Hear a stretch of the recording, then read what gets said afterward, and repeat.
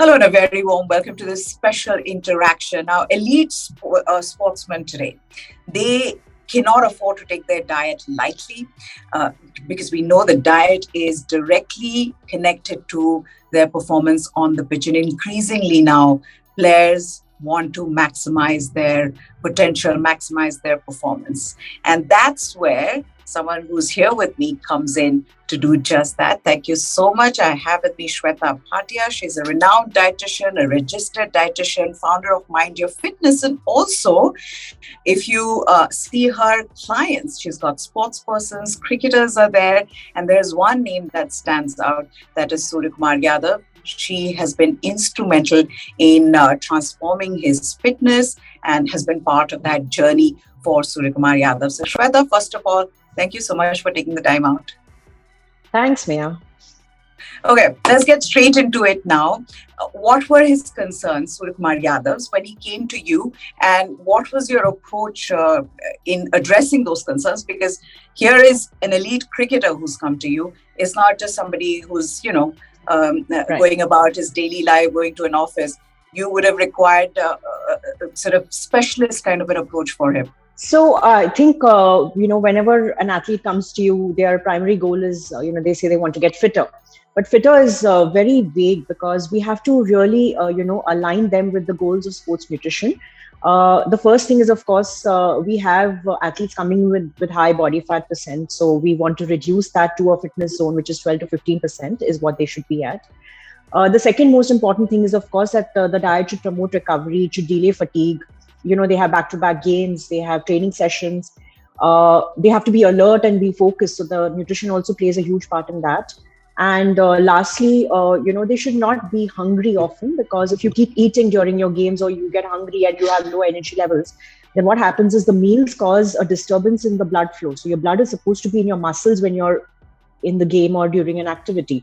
But when you start eating food, it comes back to the digestive system. So that creates a little bit of a chaos there, and we want maximal blood supply to be in the muscles. So we try to reduce the amount of food that athletes consume during the game.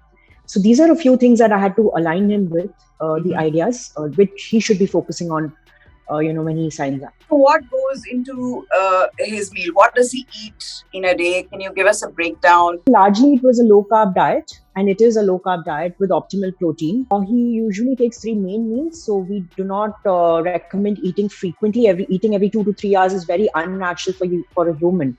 It does not allow your fat to burn. So you keep 3 main meals, and you try and keep the gaps between the meals.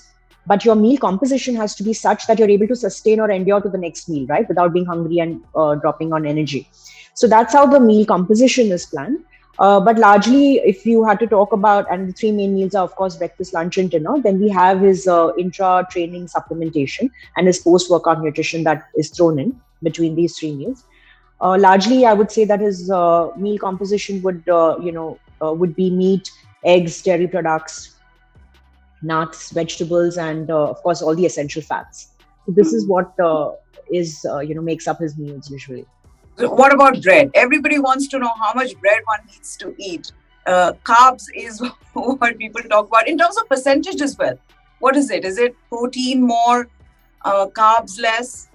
So carbs less, fat proportionately higher. So it's not like his meals will be soaking in, dripping in with oil. It's not like that.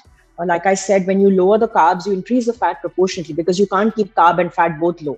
Protein is as per the requirements, as per the intensity of the workout and the activity level. So that can never be high or low. If the person's requirements are high, then obviously the protein intake will be matched accordingly, and it will be planned accordingly.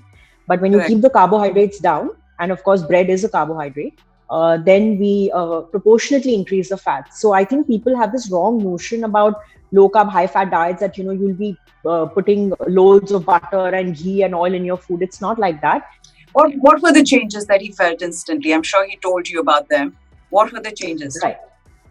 Right. So I think the first and the most important thing is his energy levels, where he did not feel the dips. Initially, he used to talk about feeling, these episodes of having some lethargy before he signed up with me.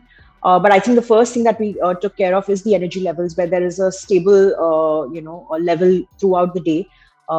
even after he finishes his games and things like that, he's good to go. It's not like he's dropped or he's he has to immediately sleep. Nothing like that. I think that is the first most important thing that we saw an improvement in. Second was recovery. So a few things that he told me is that he feels very refreshed in the morning when he wakes up. So he's always ready to go. There's no tiredness or fatigue that he felt, for the next day. And he was always ready for the next session and the next game. And I think his ability to endure multiple training sessions and back-to-back games, because they kept traveling all of last year. If you see the schedules, there were just continuous games being played. And it's like, it's just not the games, right? They're also training in between that. And sometimes there are 2 sessions a day. So the ability to sort of maintain that workout intensity and play a game and be refreshed the next day to go back on the field and perform again, I think that's what we achieved. Thank you so much, Shweta Bhatia, for taking the time out, and for everybody who is watching this, go check out her Instagram as well. She's a serious lifter. I've seen her do weights, and you put out those videos, very inspiring for women. They can go out there. There's also this misconception women shouldn't lift, which you're busting. So thank you so much, and thanks for busting some of those myths for us. Thanks for having me, Mia.